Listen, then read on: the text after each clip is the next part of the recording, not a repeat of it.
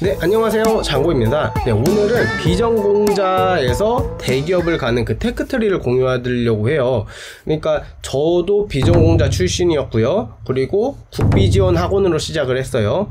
그리고 SI 기업에서 1년 정도 일을 했고요. 현재는 네카라 중에 한 회사에서 이제 개발자로 일을 하고 있어요. 그래서 저는 지금 정말 만족하고요. 더 이상 내가 이것보다 더 좋은 회사를 찾을 수 있을까 싶을 정도로 정말 만족하면서 회사를 다니고 있어요. 그래서 이것들이 제가 여태껏 걸어온 테크들이 아마 비전공자분들이 다들 원하시는 테크일 것 같아서 이 구체적으로 어떤 절차를 밟으면 되는지를 한번 공유해 볼게요. 네, 대기업을 취업할 때는 크게 세 가지가 필요하거든요. 첫 번째는 프로젝트예요. 그리고 두 번째는 코테고요, 코딩 테스트고요. 마지막 세 번째는 면접이에요.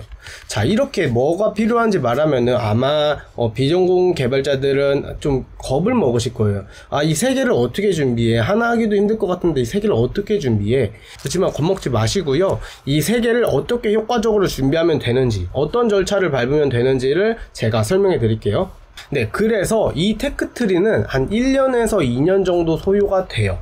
저 같은 경우는 1년 6개월에 이 테크트리를 끝냈어요. 그러니까 여러분도 최소 2년 안에는 충분히 하실 수 있을 것 같아요. 그리고 두 번째는 내가 만약에 비전공자다. 그러면 저는 국비학원에 들어가셔서 바로 취업하는 거를 추천드려요. 왜냐하면은 국비학원에서 가장 효과적으로 집중적으로 학습을 할 수 있기 때문이에요. 그러니까 자바나 뭐 스프링이나 이런 것들을 집중적으로 배운 다음에 같이 프로젝트를 하고 그걸 발표를 하거든요. 이 과정에서 되게 굉장히 성장을 많이 해요. 그래서 이 국비교육 그 컴퓨터 학원에 들어가서 집중적으로 컴퓨터에 대해서 공부한 다음에 우선 취업을 하시는 거를 가장 먼저 추천드려요. 취업은 개발자로 일할 수 있는 중소기업이에요. 그래서 여기에서 그럼 질문이 들어오실 수 있어요. 그러니까 비전공자에서 바로 그냥 대기업 국비지원 한 다음에 바로 대기업으로 가면 어떠냐, 왜 대기업 갈 수 있는데 이 중소기업으로 취업하는 과정을 굳이 거쳐야 되냐 라고 물어보시면은 저는 솔직히 말하면 안 될 가능성이 되게 크다고 말해드리고 싶어요.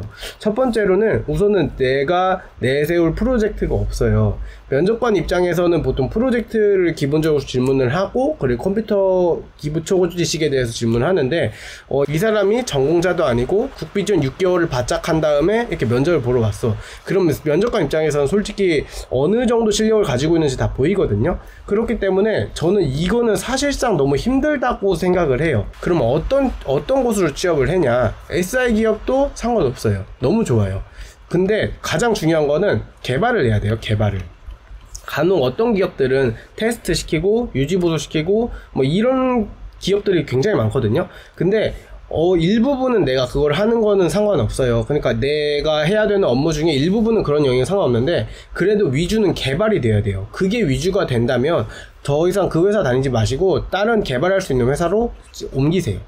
네, 그렇게 해서 이제 취업이 됐다고 칠게요. 그러면은 이 취업이 되면 어떤 게 해결이 되냐면은 프로젝트가 해결이 돼요. 아까 대기업에 가기 위해서 필요한 세 가지 중에 그 첫 번째였던 프로젝트가 해결이 돼요.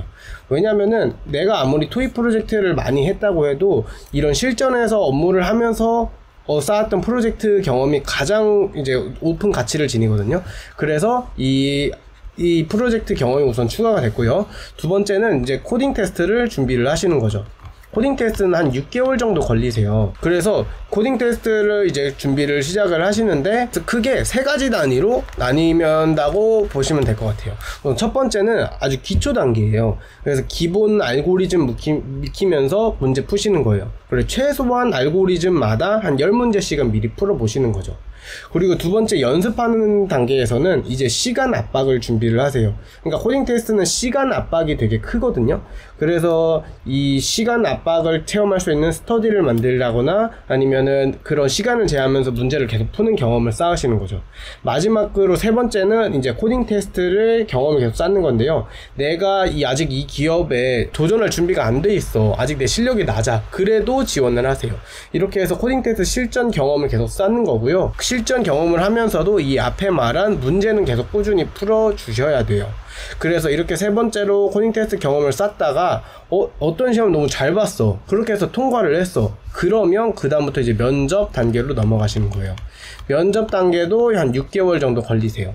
네, 그래서 면접 단계도 이렇게 크게 3가지 단계로 나뉘는데요. 첫 번째는 이제 그 면접 질문 리스트가 있거든요. 개발자 면접 질문 리스트. 그걸 보면서 개념을 공부를 하시는 거예요.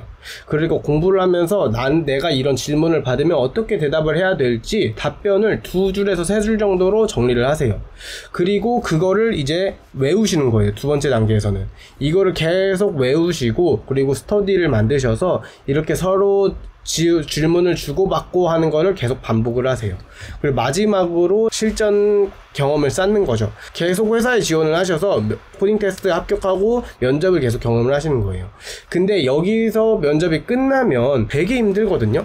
그러니까 되게 지치고 힘들어요. 근데 그래도 잠깐 멈추시고 내가 질문 받았던 것들 머릿속에 아마 계속 맴돌 거예요. 그거를 잠깐 앉아서 정리를 잠깐만 하세요. 그리고 다음에 공부할 때 내가 답변 못했던 부분은 계속 보완하시는 거죠. 네, 이렇게 해서 비전공자가 대기업에 갈 때 이런 테크트리를 타셔라 라는 거를 말씀드렸는데요. 1, 2년은 정말 열심히 하셔야 돼요. 아마 저 같은 경우는 퇴근하고 한 3시간은 공부를 했던 것 같고요. 그리고 주말에는 한 6시간 정도는 공부를 했었던 것 같아요. 그리고 놀았어요. 이 과정이 절대 쉬운 과정은 아니에요. 퇴근하고 공부하는 게 진짜 힘들거든요. 그치만 이 과정을 거쳐서 이제 합격을 했을 때 그만큼의 보상이 확실하고 생각해요. 그리고 이 개발자라는 업종이 미래도 되게 유망하고요. 그래서 만약에 내가 젊었을 때 한번 지금 열심히 해서 드라이브 한번 걸어보겠다 라고 하시는 분들에게 저는 적극 추천드려요. 저도 처음에 이 대기업을 준비할 때, 그러니까 SI 기업에 취업을 먼저 해서 대기업을 준비할 때 걱정이 되게 많았어요. 왜냐면은 그 취업해서 다니는 사람들 중에 아무도 그런 사람이 첫 번째로 없었고요. 그리고 내가 그런 전공자도 아닌데 대기업에 들어갈 수 있을까라는 걱정이 되게 앞섰거든요. 그리고 심지어 저는 학벌도 그렇게 좋지도 않고 이렇게 내세울 게 별로 없는 사람이었어요. 근데 이미 제가 걸어온 길이니까 여러분도 걱정하지 마시고 열심히만 해주세요. 네, 그럼 오늘 여기까지 할게요. 안녕.